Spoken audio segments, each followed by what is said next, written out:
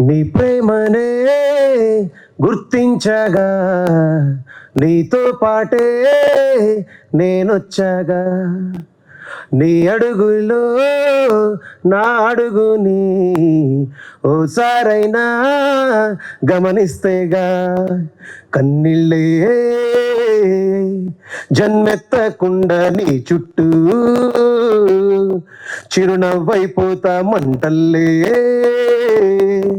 మండేటి ఎండ నిన్ను వచ్చి తాకకుండా వాన మబ్బునవుతా రుబరు రుబరు ఏ రుబరు.